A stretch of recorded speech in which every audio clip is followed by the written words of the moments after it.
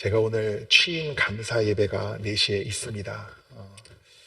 사실 너무 여러분들이 오랫동안 그 준비의 과정에서 수고를 해주셔서 제가 너무나 감사한 마음도 있고 또 좀 죄송한 마음도 있습니다. 너무 고생들을 많이 하셔서 한편으로 이런 취임 감사 예배를 꼭 해야 되나 그런 고민도 있었는데, 그래도 우리 아틀란타 한인교회를 하나님이 계속 축복해 주시고 또 저희가 하나님이 우리와 함께 하시고 우리를 인도해 주실 것이다 라는 믿음의 고백으로 함께 감사 예배를 드리면 좋겠다, 이런 마음이 있었습니다. 제가 어제 사실 잠을 잘 못 잤어요. 왜 그런지 모르겠는데 떨리기도 하고 긴장되기도 하고, 여러분 뭐 다 형편과 사정은 다르시겠지만 꼭 위해서 기도해 주시고 우리 교회를 위해서 계속 여러분 마음을 모아주시기를 부탁드립니다. 오늘 저희가 말씀을 나누는데, 오늘 말씀을 준비하면서 제가 생각났던 하나의 그 유대인 격언이 있습니다. 이런 얘기가 있어요. 신 앞에선 울고 사람 앞에선 웃어라. 혹시 그런 얘기 들어본 적 있으세요? 신 앞에선 울고 사람 앞에는 웃어라. 이게 무슨 뜻일까? 저는 솔직히 이야기를 처음 들었을 때 그렇게 명확하게 이해가 되진 않았습니다. 그리고 저는 좀 생각이 복잡한 편인데 이건 우리나라의 격언하고 좀 안 맞는데, 우리나라 말 중에 기쁨을 나누면 배가 되고 슬픔을 나누면 어떻게 돼요? 반이 되고, 그렇죠? 그러니까 그런 이야기를 좀 우리가 공동체, 원래 우리 또 한민족은 공동체성이 강하지 않습니까? 그래서 좋은 일 있으면 좋은 일도 나눠서 더 좋고 기쁘고, 또 슬픈 일이 있으면 나눠서 그 슬픔이 오히려 나눔으로 인해서 반감된다, 이렇게 우리는 전통적으로 생각을 하고 사는데, 이 유대인의 격언은 왜 신 앞에서는 울고 사람 앞에서는 웃어라 이렇게 이야기를 하는 것일까? 제가 곰곰이 생각해 보니까 이야기가 맞긴 맞아요. 왜냐? 우리가 살다 보면 힘들 때가 있어요. 여러분 있으십니까? 살다 보면 힘들어요. 내가 일이 잘 안 풀릴 때도 있고, 또 인간관계 속에서 실망할 때도 있고, 누구에겐가 말이나 행동으로 상처받을 때도 있고, 또 육신의 질병으로 고통당할 때도 있고, 어쩔 때는요 특별히 내 삶에 문제가 없는데도 막 우울할 때가 있습니다. 여러분 그런 경우 해본 적 없으세요? 영적인 부분에서 여러분 영적 공격이 또 있는 거예요. 그런데 그런 모든 과정 속에서 우리는 본능적으로 사람에게 의지하고 싶은 마음이 있습니다. 내가 답답한 일이 있으면은 누군가에게 털어놓으면은 후련해요. 그래서 사실은 목회자들도 요즘은 상담을 굉장히 많이 배우고, 제가 신학교 다닐 때 저와 같이 공부했던 학생들, 선후배들 중에는 이 상담학을 전공한 목회자들이 참 많습니다. 왜냐하면 이 시대적으로 이제는 상담을 잘하고 사람들의 어려움도 잘 들어주고 공감해주고 이런 걸 잘해야 목회도 잘한다 라고 저는 배웠습니다. 근데 그게 저한테는 좀 힘들었어요. 저는 타고난 성향 자체가 이 공감력이 막 뛰어나지 않고 남의 이야기를 잘 듣고 싶지 않습니다. 제가 좋게 얘기하면 소신이 있고 좀 나쁘게 얘기하면 고집이 있는 편이에요. 그러다 보니까 노력은 하는데 나는 이렇게 공감력도 뛰어나지 않고 누군가 이야기를 귀 기울여주고 상담하는 게 잘 맞지 않은데 내가 좋은 목회자가 될 수 있을까, 이런 고민을 했던 적도 있습니다. 그런데 이 유대인의 격언, 신 앞에선 울고 사람 앞에선 웃어라라는 이 말의 의미를 곱씹어 보면 무슨 의미냐면, 여러분 사람에게 받을 수 있는 위로는 한계가 있다는 거예요. 사람에게 받을 수 있는 위로는 한계가 있습니다. 물론 사람에게 위로받을 수 있죠. 목사인 저에게도 위로받으실 수 있습니다. 그런데 그것은 제가 어떨 때 성령 충만할 때 하나님의 마음이 저에게 막 부어져서 그것도 제가 충만할 때나 가능한 거예요. 인간은 보통 다 이기적입니다. 여러분 평상시에 내가 별 문제가 없고 마음의 여유가 있고 건강할 때는, 시간도 될 때는 남의 고민도 들어줄 수 있죠. 근데 나도 지금 죽겠는데, 나도 지금 지치고 바쁜데, 여러분 그럴 때 진심으로 나의 말에 귀 기울이면서 그 사람을 공감해주고 위해주게 됩니까? 여러분, 가족끼리, 부부끼리도요, 왜 부부싸움해요? 별거 아닌 거에도 내가 마음의 여유가 없으니까 못 받아주는 거예요. 그렇지 않습니까, 여러분? 그래서 매일 싸우시잖아요. 나중에 끝나고 다 이제 진정하고 화해하고 보면은 별일 아닌 것 같다가도 왜 그렇습니까? 이 사람이 힘든 거를 내가 지금 받아줄 마음의 여유가 없었던 거예요. 그럼 이 말의 의미는 뭐냐면, 우리가 공동체성을 버리고 사람과의 관계를 다 끊어라가 아니라, 우리의 삶 가운데 우리가 울 이유가 있을 때 그 눈물을 보일 대상은 한 분밖에 없는데 누구라는 거예요? 하나님. 우리의 아픔, 우리의 실망, 우리의 상처, 우리의 이 눈물을 보일 대상은 하나님 한 분뿐이고, 우리의 공동체 가운데 누군가에게 의지하고 싶고 나의 힘든 것을 나누고 싶고, 그것에는 한계가 있다는 것을 우리가 깨달아야 된다는 거예요. 그걸 하지 말라는 것이 아니라, 우리를 온전하게 위로하시고 회복시키시고 치유시킬 수 있는 분은 한 분뿐인데, 그게 누구라고요? 하나님, 혹은 예수 그리스도.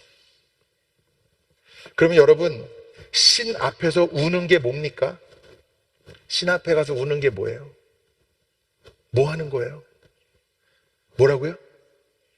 기도. 제가 아틀란타 한인교회 파송받게 됐다는 소식을 들었던 그 순간부터 제 마음에는 염려와 두려움이 가득했습니다. 잘 섬기고 있는 교회를 떠나는 것에 대한 염려. 지금 제가 어제 잠깐 만났었는데 성도들이 보내면서 납치오라고 그랬대요. 저를 다시 교회로. 자리가 없으면 차 위에다 묶어서라도 데려오라고. 제가 많이 부족하지만 전에 있었던 교회에서도 이렇게 다른 교회에 취임하는데 이틀을 운전해서 찾아올 정도로 많은 사랑을 받았습니다. 많은 사랑을 받았었는데, 그 가운데서 이 교회를 떠나는 것에 대한 염려, 또 새로운 교회, 문제도 많았고 아픔도 많은 교회라고 했는데 내가 가서 과연 잘 감당할 수 있을까에 대한 두려움과 염려. 내가 가서 뭐부터 해야 되지? 그러면서 기도할 때마다 주님이 끊임없이 저에게 주셨던 마음, 너무나 분명한 마음은 무엇이냐면, 우리 아틀란타 한인교회가 기도하기만 하면 하나님이 이 교회를 회복시켜 주신다는 분명한 마음을 저에게 주셨습니다. 이것은 제가 믿음으로 선포합니다, 여러분. 기억하세요. 우리가 기도하기만 하면, 이 문제 어떻게 해결하지? 이 관계가 어떻게 회복이 되지? 이 사람들끼리 어떻게 화해하지? 이 다 무너진 게 어떻게 다시 일어나지? 우리가 기도하기만 하면, 그 기도를 통해 하나님은 능히 하실 줄 믿습니다. 여러분, 데살로니가전서 5장에 유명한 말이 있죠. 아마 성경을 많이 안 보시는 분들도 이 구절을 아실 거예요. 항상 기뻐하라, 쉬지 말고 기도하라, 범사에 감사하라. 어떻게 보면은 쉬지 말고 기도하라는 말이 이해가 되는데, 어떻게 항상 기뻐하고 어떻게 항상 감사할 수 있을까, 이런 생각이 들 때도 있지 않으세요? 여러분, 솔직히 항상 기쁘세요? 항상 기쁘세요? 항상 기쁠 수 있습니다. 어떻게 하면? 항상 기도하면. 항상 기뻐하라, 쉬지 말고 기뻐하라, 범사에 기뻐하라. 항상 감사하라, 쉬지 말고 감사하라, 범사에 감사하라. 항상 기도하라, 쉬지 말고 기도하라, 범사에 기도하라. 다 같은 이야기예요. 우리가 기도하기만 하면은 감사가 넘칩니다. 아멘입니까? 기도하기만 하면 항상 주님으로 인해 기쁠 수 있습니다. 왜냐하면 우리가 기도할 때마다 주님의 임재를 누리고 주님의 영이 우리 가운데 충만히 임하기 때문에. 빌립보서 4장 말씀에 아무것도 염려하지 말고 다만 모든 일에 기도와 간구로 너희 구할 것을 감사함으로 하나님께 아뢰라. 그리하면 모든 지각에 뛰어나신 하나님의 평강이 그리스도 예수 안에서 너희의 마음과 생각을 지키시리라. 염려하지 말고 기도하고 감사함으로 기도하면은 하나님의 평강이 우리 가운데 임하는데, 이 평강은요, 하나님이 주시지만 세상 그 누구도 빼앗을 수 없어요. 이 평강은요, 하나님만 주실 수 있고 세상 그 무엇으로도 얻을 수 없어요. 참된 이 평강을 우리가 어떻게 하면 누릴 수 있다고요?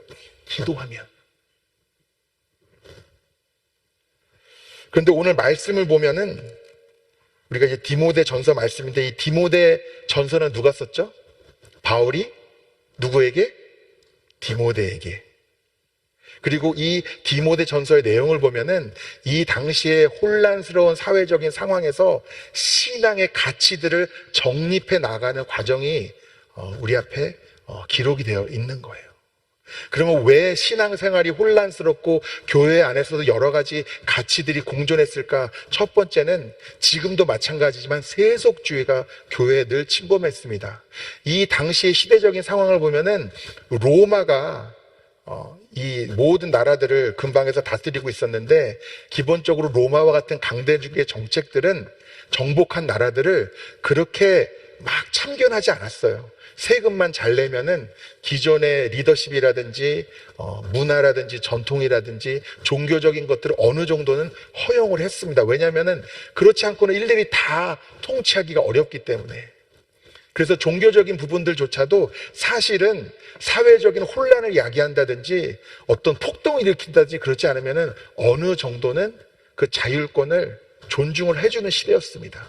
그런데 그 시대 가운데 그럼에도 불구하고 신앙이 다른 여러 가지 세속적인 신앙과 우상들을 섬기는 사람들이 이 당시에 많이 있었고, 이 지역에서는 사실은 신앙의 이름으로 남여 사제들이 어떤 성적인 역할들을 감당한다든지 굉장히 종교가 문란하고 음란한 경우들이 굉장히 많은 시대였어요. 이런 것들이 이 교회 안을 침투하기도 했습니다. 그런데 오늘 이 2장 1절에서 7절 말씀은 사실 그것보다는 바울이 무엇을 경계하고 있냐면 민족주의를 경계하고 있습니다. 민족주의. 무슨 이야기일까?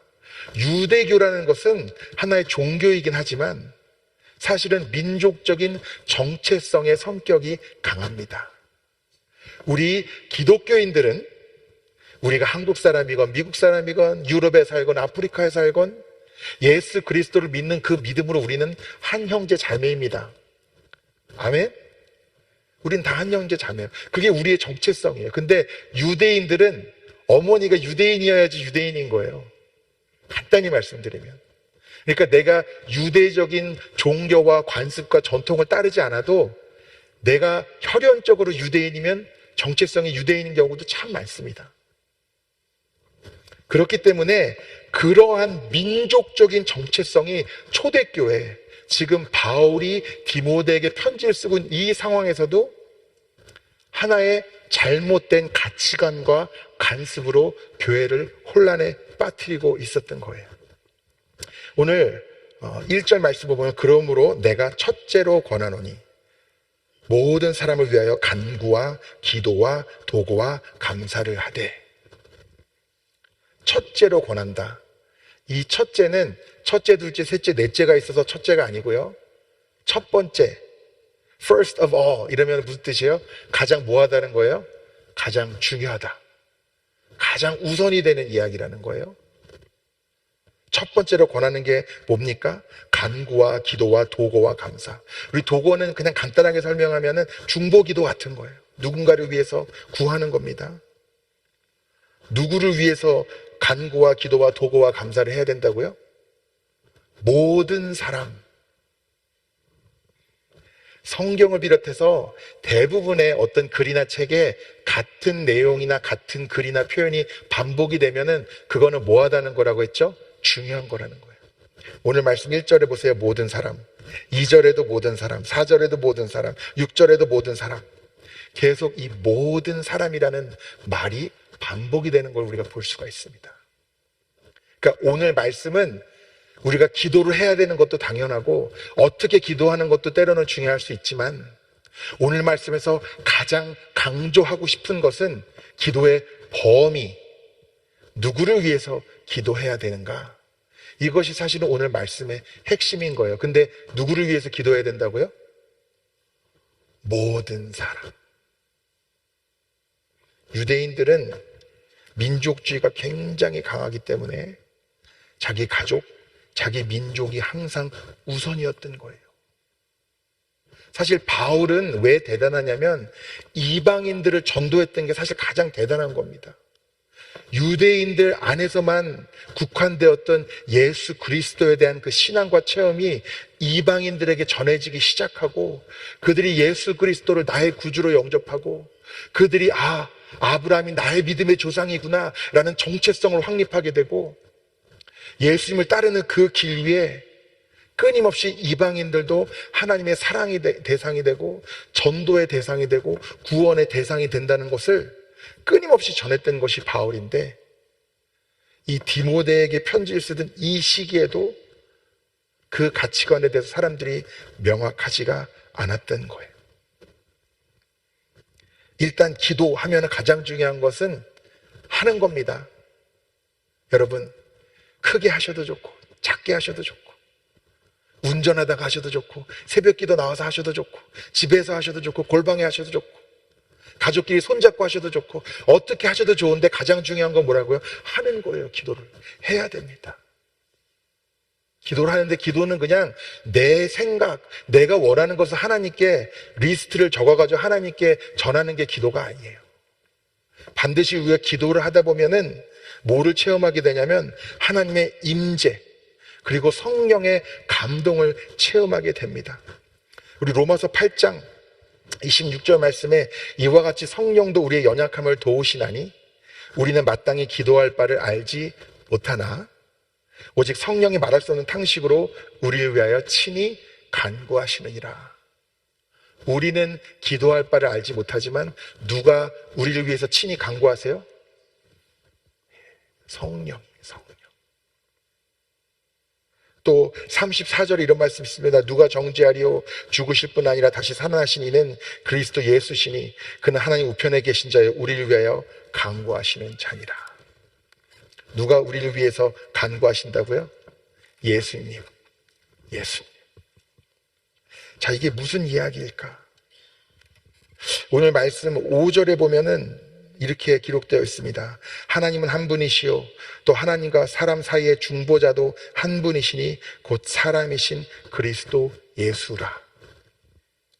여기서 이 중보자라는 말의 의미는 중보 기도라는 의미보다는 사실은 하나님과 인간 사이의 중재자라는 의미입니다. 왜 예수님 한 분뿐이시라고 이야기하냐면 예수님 말고 우리는 중보 기도를 하면 안 된다 이런 의미가 아니고, 죄된 우리 그리고 하나님 사이에 끊어진 이 관계를 다시 연결시켜 줄 수 있는 중재자의 역할을 할 수 있는 능력과 권위를 갖고 계신 분은 한 분뿐이신데 그게 누구라고요?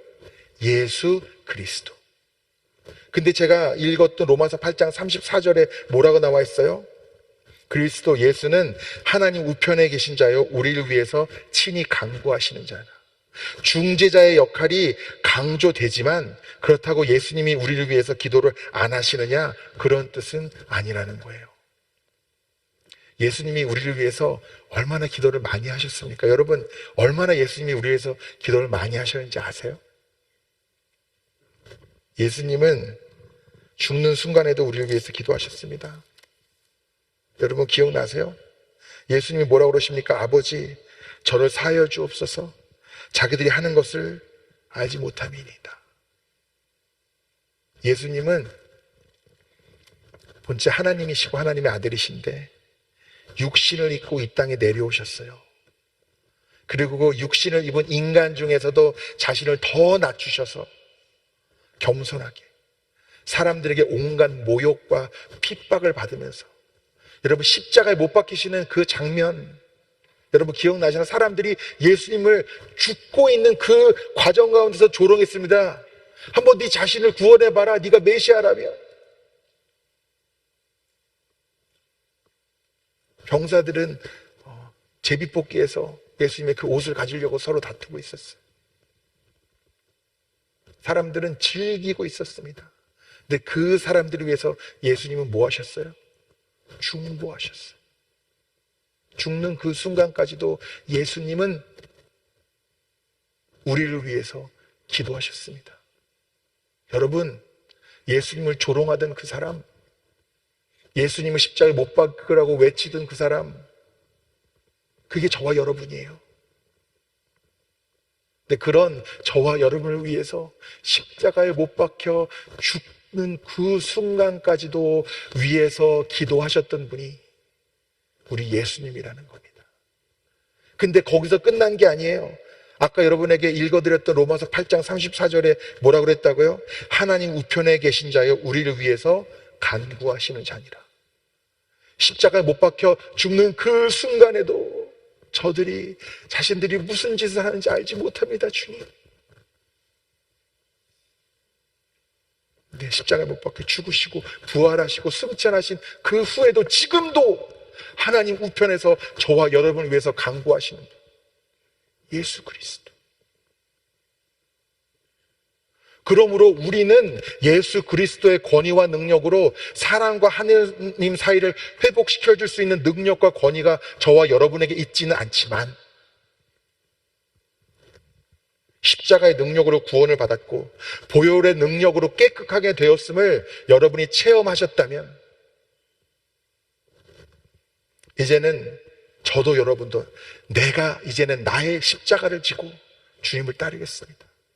나를 핍박하고 나를 음해하고 나를 조롱하고 나를 상처 입히는 그 사람들까지도 위해서 나는 기도하겠습니다 라는 것이 저와 여러분의 고백이 되어야 하는 것이죠.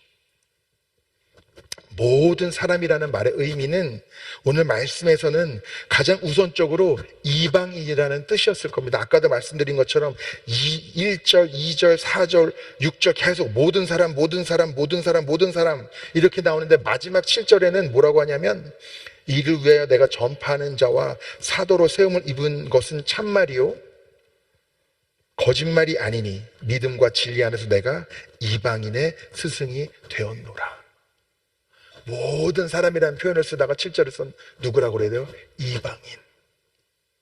너희들이 구원의 대상이라고 생각하지 않고 하나님의 백성이라고 생각하지 않는 그 사람들을 위해서 나는 스승의 역할을 맡게 되었고 내가 모든 사람이라고 이야기할 때는 이 사람들까지 포함해서 우리가 기도를 해야 된다 라고 바울은 디모데에게 쓰고 있는 거예요. 그렇지만 그것이 저와 여러분에게 주시는 말씀이 된다는 것도 여러분 깨달으시기 바랍니다. 그럼 우리에게 주시는 말씀의 의미는 뭘까요? 우리는 한국 사람이니까 다른 인종들을 위해서 우리 기도를 해요. 그런 의미가 있을 수도 있죠. 그러나 우리의 생각과 가치의 틀을 뛰어넘어서 일단은 누구를 위해서 기도해요? 우리가 가족을 위해서 기도하죠. 자녀들을 위해서 기도하고 또 내가 친한 사람, 내가 아는데 지금 아픈 사람, 병든 사람, 회복 중에 있는 사람, 나한테 기도 제목 맡긴 사람. 기도도요, 제가 그런 고민이 있습니다. 사실 제가 여러분을 위해서 기도를 많이 하려고 노력하는데 여러분이 저에게 기도를 요청하시는 온도가 달라요. 어떤 분들은 제가 귀찮을 정도로 자꾸 기도 제목을 문자로도 보내시고 써서도 주시고 한 분이 주신 기도 제목이 이만큼이에요. 어떤 분들은 그냥 지나가면서 목사님 생각나면 기도 좀 해주세요 이렇게만 말씀하고 지나가세요. 그러니까 뭘 위해서 기도할지는 제가 못 들었죠. 그러면은 인간적으로는 기도를 더 요청하는 그분을 위해서 하게 되는 게 인지산정인데 말씀을 준비하면서 제 자신에게 하나님이 주시는 도전은 나에게 기도를 부탁을 했건 안 했건 자세하게 했건 간단하게 했건 모든 사람을 위해서 기도하는 것이 내 사명이구나. 제가 그걸 깨닫게 됐어요. 나한테 잘하는 사람이건 나한테 못하는 사람이건 나를 좋아하는 사람이건 나를 미워하는 사람이건 나를 칭찬하는 사람이건 나를 비난하는 사람이건 내가 얼굴을 받고 일면식이 있는 사람이건 내가 만난 적도 없고 들어본 적도 없는 사람이건 모든 사람들을 위해서 중보하는 것이 나의 사명이구나. 이것을 제가 깨닫게 됩니다. 여러분, 제가 아틀란타 한인교회를 하나님이 축복하시고 회복시키실 거라고 말씀드렸죠. 여러분 아멘 하셨죠? 근데 조건이 있습니다. 기도가 회복이 돼야 돼요. 요즘 교회들이 많이 문 닫습니다. 여러분 놀랄 정도의 매년 수천 개의 교회가 이 미국 땅에서만도 매년 문을 닫습니다. 그 사람들은 여러 가지로 분석을 해요. 왜 교회들이 쇠퇴하고 문을 닫는가? 저는 감히 말씀드립니다. 기도의 불길이 꺼졌기 때문에 저는 교회들이 문 닫는다고 생각합니다. 아틀란트 교회가 직면해 있는 문제들이 있지요, 여러 가지가. 저도 골치 아픕니다. 그런데요, 그 해결책은 한 가지입니다. 성령이 인도하신 대로 우리가 기도의 자리에 나오고 그 기도의 불길이 활활 타오르고 내가 기도하는 집이라 일컬음을 받으리라는 그 예수님의 말씀이 우리 아틀란타 한인교회 가운데 실제가 되면은 해결하지 못할 문제가 없습니다. 회복되지 못할 인간관계 없습니다.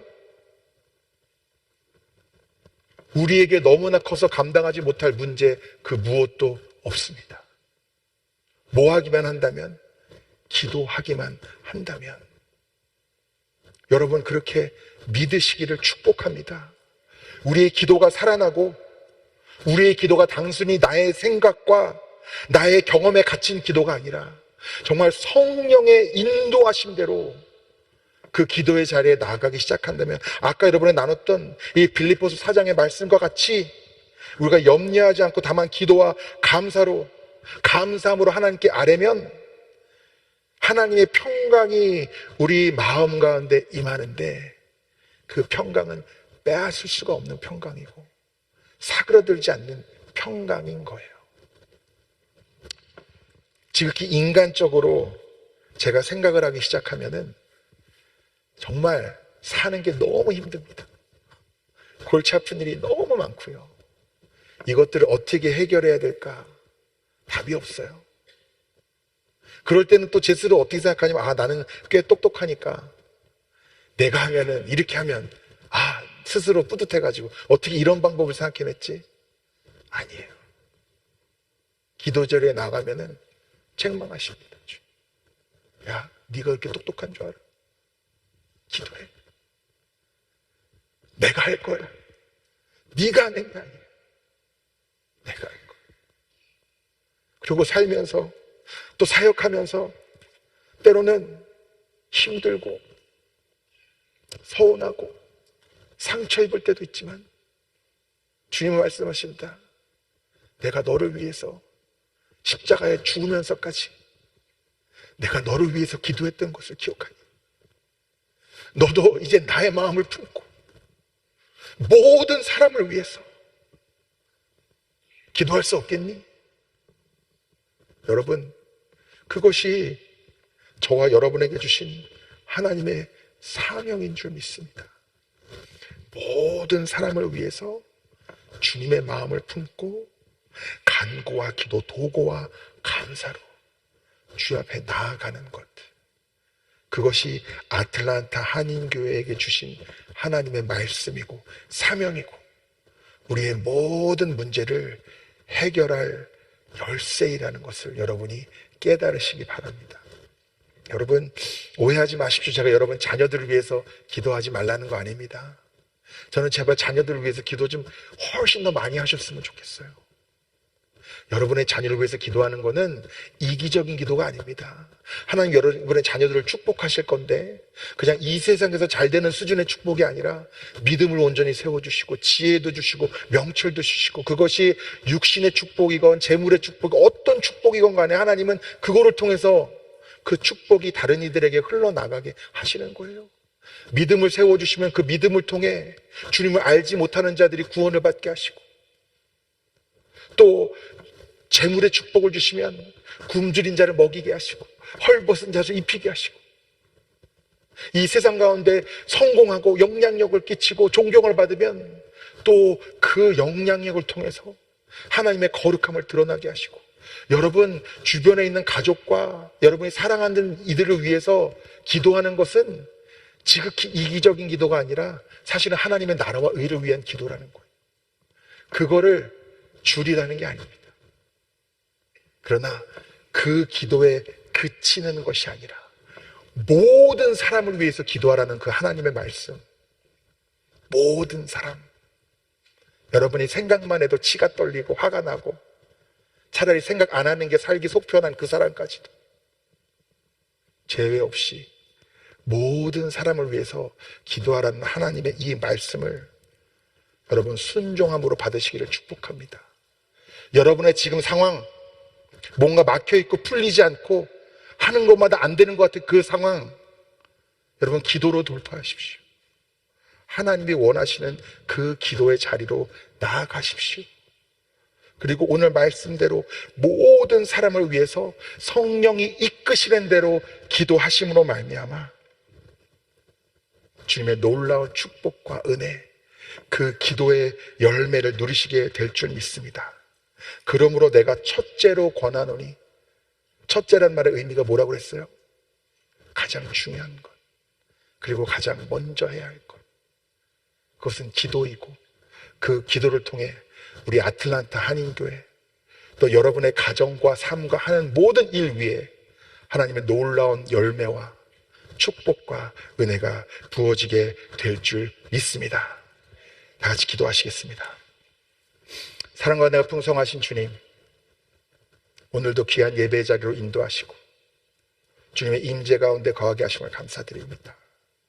주님의 영이 우리 가운데 임하게 하시고 주님의 마음이 우리 가운데 부어지게 하시사 모든 사람을 위해서 기도해야 하는 우리의 사명이 온전히 누려지고 감당되어지며 순종으로 열매 맺어질 수 있도록 축복하여 주시고, 우리 아틀란타 한인교회가 만민이 기도하는 집이라 일컬음을 받으리라는 주님의 그 말씀이 실제가 되고 누려지는 놀라운 역사가 있게 하여 주시옵소서. 주 예수 그리스도의 이름으로 기도드리옵나이다. 아멘.